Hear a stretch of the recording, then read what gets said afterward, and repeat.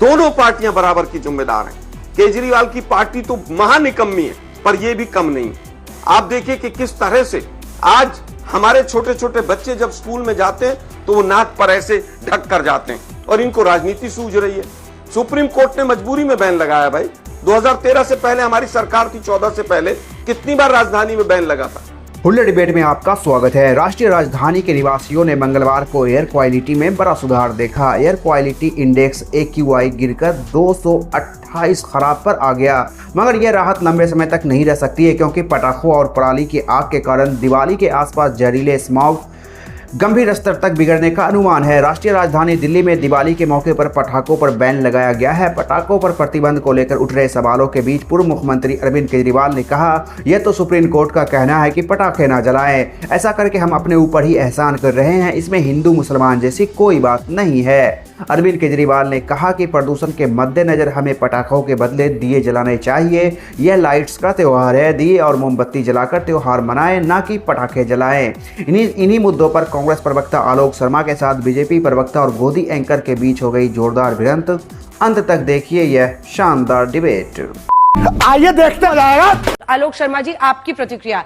एक तो योगी आदित्यनाथ ये कह रहे हैं कि अब अयोध्या के लोगों को साबित करना है, उन्होंने जो कहा था वो पूरा किया है, अलौकिक कर रहे हैं वो अयोध्या को। और दूसरा ये प्रदूषण वाला, क्या बीजेपी की इस बात में आप हाँ में हाँ मिलाएंगे कि प्रदूषण के लिए कुछ नहीं हुआ आज तक, इतने सालों तक, इस वजह से पटाखों को लेकर प्रतिबंध लगता है कि हमेशा हमेशा के लिए रह जाएगा? देखिए अंजना जी, मैं एक एक सवाल का जवाब देता हूं। सबसे पहला सवाल तो जो योगी आदित्यनाथ जी ने कहा कि 2017 में हमने कहा था और हमने कर दिया, मतलब आप सुप्रीम कोर्ट को भी कुछ नहीं मानते हैं। अरे निर्णय सुप्रीम कोर्ट का था, ना उत्तर प्रदेश सरकार का निर्णय था, ना उत्तर प्रदेश सरकार ने मंदिर बनाया। मंदिर बना है ट्रस्ट के माध्यम से, जनता के पैसे से, और सुप्रीम कोर्ट का निर्णय आया, उसका सबने स्वागत किया। तो आज आप धमका क्यों रहे हैं अयोध्या वासियों को? आप तो धमका रहे हैं कि हमने तो मंदिर बना दिया, अब आप हमें वोट दे दो। अभी आपको पूरा अयोध्या वासियों ने कहा कि आप जिस तरह से प्रभु राम लला के माध्यम से यहां पर आकर रोज राजनीति करते हैं, रोज यहां पर रोड शो निकालते हैं, यहां पर भ्रष्टाचार का अड्डा बन गया है, यहां पर तमाम कंपनियां भ्रष्टाचार करके चली गई हैं। अरे पूरा करने दीजिए। अभी बरसात में कितने गड्ढे हो गए, वहां का रेलवे स्टेशन बह गया, वहां पर जिस तरह से दीवारें बह गई, वहां पर ये अयोध्या वासियों ने देखा है और अयोध्या वासियों ने उसका प्रत्युत्तर भी दिया था अभी कि आप जिस तरह से केवल और केवल राजनीतिक धारा यहां पर ढूंढते हैं, ऐसा मत कीजिए। वहां पर आपको अगर पूजा करनी है, सब कुछ करना है, उसका स्वागत है, अयोध्या वासी भी स्वागत करते हैं। आज योगी जी जाएंगे, कल मोदी जी जाएंगे, पूरे रास्तों को बंद कर दिया जाएगा। अयोध्या वासियों को कितनी तकलीफ होती है, इस पर भी सोचा जाना चाहिए। दूसरा विषय आता है कि साहब पिछली बार 7 लाख थे, फिर 10 लाख हो गए, इस बार 28 लाख दिए हो गए। हम तो चाहते हैं कि और भी बढ़े दिए, लेकिन दुर्भाग्य यह है कि जिस दिन दिए जलते हैं उसके अगले दिन की जो तस्वीर आती है, जब गरीब छोटी छोटी बच्चियां, माताएं, गरीब लोग उन दियों से बचा हुआ तेल जब इकट्ठा करते हैं, वो दुख होता है कि आप क्या कर रहे हैं। क्या आप वास्तव में गरीबों के लिए, दिवाली के लिए भी कुछ करते हैं, या केवल आप दिवाली अपने लिए मनाते हैं? प्रभु राम तो कभी ये नहीं कहते थे कि गरीब आदमी भूखा रहे। अब बात आती है कि साहब भगवान के हिंदू त्योहारों के ऊपर ही ऐसा क्यों होता है? 144 अगर बहराइच में भी लगा दी गई होती तो वो पूरा का पूरा थाना सस्पेंड नहीं होता। जिस थाने के ऊपर दबाव देकर जो वो पूरा एक आया है स्टिंग ऑपरेशन कि किस तरह से बहराइच के अंदर आप लोगों ने पूरे बहराइच को जलाने का प्लान किया था। आप चाहते हैं कि वहां पर भी आपके प्लानों को पास किया जाए, बाकी जगह पर भी। लॉ एंड ऑर्डर देखना स्टेट का सब्जेक्ट है और बिल्कुल होना चाहिए। अब बात आती है कि क्या हो रहा है। अरे भाई 10 साल से तो केंद्र में आपकी भी सरकार है, क्या देश की राजधानी नहीं है? हर चीज में तो एलजी का अपर हैंड रहेगा। अब तो सुप्रीम कोर्ट का भी डिसीजन है। कितनी बार आपने एनवायरमेंट सेक्रेटरी को बुलाया है? जो सेस आता है, क्या वो कॉर्पोरेशन के पास पैसा नहीं जाता है? 15 साल से बीजेपी की कॉर्पोरेशन थी, 2007 से लेकर 2022 तक, और 56% अंजना जी जो आपने बताया कि रोड का जो है उसकी वजह से, धूल की वजह से है, क्या उसके लिए केवल एक पार्टी को जिम्मेदार ठहरा दिया जाए? दोनों पार्टियां बराबर की जिम्मेदार हैं। केजरीवाल की पार्टी तो महानिकम्मी है, पर यह भी कम नहीं।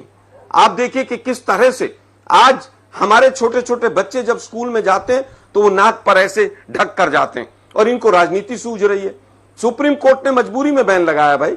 2013 से पहले हमारी सरकार थी, 14 से पहले कितनी बार राजधानी में बैन लगा था, AQI क्या रहता था।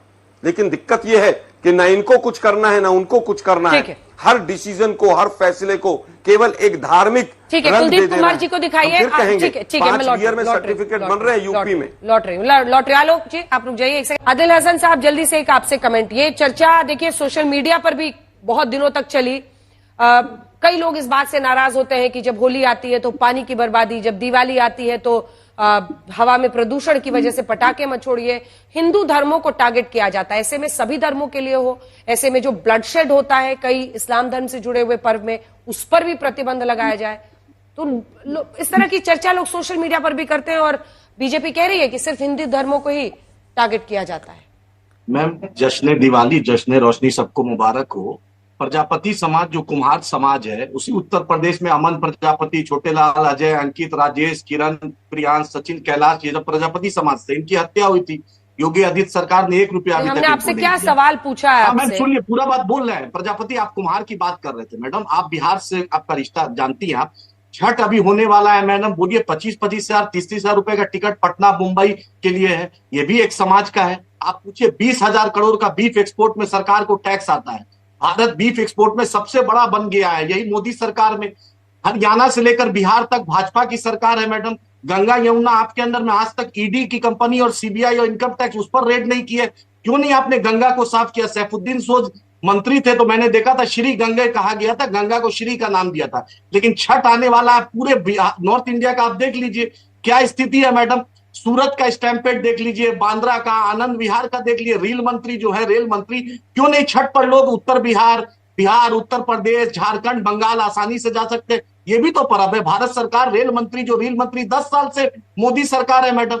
आप ही बतलाइए, गुजरात में आरामको का और जितना भी मिडिल ईस्ट कंपनी का इन्वेस्टमेंट होता है, बिहार में, झारखंड में, बंगाल में, उत्तर प्रदेश में नहीं होता है मैम। वहां के लेबर क्यों खाली जाएंगे? आखिर ये दिवाली पूरे भारत के लिए होनी चाहिए। सिर्फ गुजरात में इन्वेस्टमेंट होगा, सिर्फ कुम्हार जाति को पैसा नहीं मिलेगा। बीफ एक्सपोर्ट में आप टॉप कीजिएगा, पूरे भारत सबसे ज्यादा बीफ एक्सपोर्ट कंपनी है, और बेवजह आप बकरीद को ले आइएगा। ये मेरा कोट नहीं ना मैम। और अभी अजय आलोक ने कहा कि कमिश्नर हैदराबाद में 144 लगाएंगे, झूठ बोलते हैं चैनल पर। सीएम रेसिडेंस, गवर्नर रेसिडेंस और जो वीआईपी एरिया है उसके लिए, क्योंकि एजिटेशन नहीं हुआ है। जो अजय आलोक झूठ की फैक्ट्री के प्रवक्ता है, तो ये सब तो टीवी पे बोलेंगे। आप ही बतलाइए, इंसाफ कीजिए ना मैडम।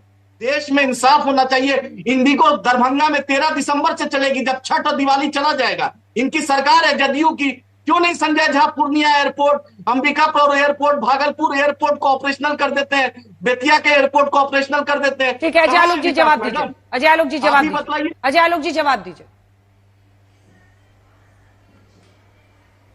पहले तो ये नोटिफिकेशन देख लीजिए, गवर्नमेंट ऑफ तेलंगाना का है। मैं झूठ नहीं बोलता हूं, झूठे आप हैं। 144 लगाया हुआ है, जाके चेक कीजिएगा, ये नोटिफिकेशन रहा। पहली बात। दूसरी बात, जब सवाल पूछा जा रहा है आम ना, तो इमली का जवाब मत दिया कीजिए। बीच में नहीं बोलना है, बीच में नहीं बोलना है। और दूसरी बात, ये शब्द जिहाद टीवी पे करना बंद कर दीजिए। ये जश्न दिवाली अपने पास रखिएगा, हमारे लिए दिवाली पूजा है, ठीक है ना। ये जश्न दिवाली या जश्न दीप अपने पास रखिए, ये हम लोग को सुनाने की जरूरत नहीं है। इसी को कहते हैं शब्द जिहाद। अपने बारे में कुछ कहने की बात नहीं है तो कुछ से कुछ बोलने लगे।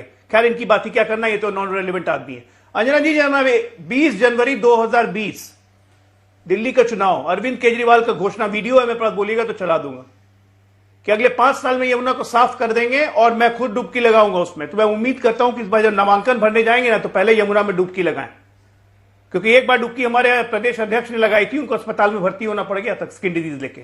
6,886 करोड़ यमुना की सफाई में खर्च कर दिए सिर्फ दिल्ली के स्ट्रेच के लिए। कहां गए 6,886 करोड़? यमुना मैया पी गई क्या? कौन पी गया? ये अलग भ्रष्टाचार का मामला है। ये लोग, आम आदमी पार्टी से बड़ी निकृष्ट राजनीतिक पार्टी अभी तक भारत में पैदा नहीं हुई, जो हर चीज का जिम्मा किसी और पे। एलजी साहब नहीं कर रहे हैं जी, ये गृह मंत्री की जिम्मेदारी है जी। हरियाणा पानी छोड़ देता है जी, यूपी पानी छोड़ देता है जी। आप क्या करते हो जी? जिलेबी बनाते हो जी। और तीसरी बात, आलोक शर्मा जी ने कहा राम मंदिर के बारे में सुप्रीम कोर्ट क्या कर रहा था। भाई साहब, सुप्रीम कोर्ट बहुत पहले कर देता। आपकी जैसी सरकारें थी जो राम मंदिर को लटकाना, अटकाना और भटकाना करते रहे। कपिल सिब्बल ने कोर्ट में बोला था ना 2018 में, हुजूर अब इस पर सुनवाई मत कीजिए, 2019 का चुनाव प्रभावित हो जाएगा। ये हमारी सरकार की दृढ़ इच्छा शक्ति थी कि सुप्रीम कोर्ट में लगातार जल्दी से जल्दी बार बार डेट्स ले लेके हमने ये निर्णय करवाया, और इसीलिए योगी जी कहते हैं कि मोदी और योगी और भारतीय जनता पार्टी के कारण ये संभव हुआ है। आपके सरकार की तो इच्छा शक्ति नहीं थी कांग्रेस पार्टी की कि राम मंदिर कभी बने। अरे आप लोग को शर्म भी नहीं आती है नंगा झूठ बोलते हुए? भाई साहब, सोशल मीडिया का जमाना है, इंटरनेट का जमाना है, झूठ मत बोला कीजिए, पकड़े जाएंगे आप लोग और बेइज्जती अपनी करवाएंगे। क्योंकि राम मंदिर को जितना आपने लटकाया, राम मंदिर को जितना आपको श्राप लगाया राम भगवान प्रभु राम का, और इसीलिए ये हालत है। लिए चलते हैं। अजय आलोक जी रुक जाइए, जल्दी से तस्वीरें दिखाते हैं। श्वेता बताइए। साथियों, अब सवाल यह उठता है कि क्या सिर्फ दिवाली में ही पटाखे जलाने पर रोक लगाने से वायु प्रदूषण दूर किया जा सकता है? क्या सुप्रीम कोर्ट के 6 साल पुराने आदेश के बावजूद दिल्ली एनसीआर की सरकारें प्रदूषण रोकने और हवा की गुणवत्ता सुधारने में नाकाम रही है? और क्या धार्मिक परंपराओं पर कानूनी प्रतिबंधों को लेकर सिर्फ राजनीतिक रोटी से की जा रही है? चाहे कोई भी पार्टियां हो, सभी को एक होकर देश हित की बात सोचनी चाहिए, ना कि इस पर राजनीति करनी चाहिए। इस पर आपकी क्या है राय, हमें जरूर बताएं। वीडियो पर लाइक कमेंट करना ना भूलें। अगर आप चैनल पर नए हैं तो चैनल को जरूर सब्सक्राइब कर लें। धन्यवाद।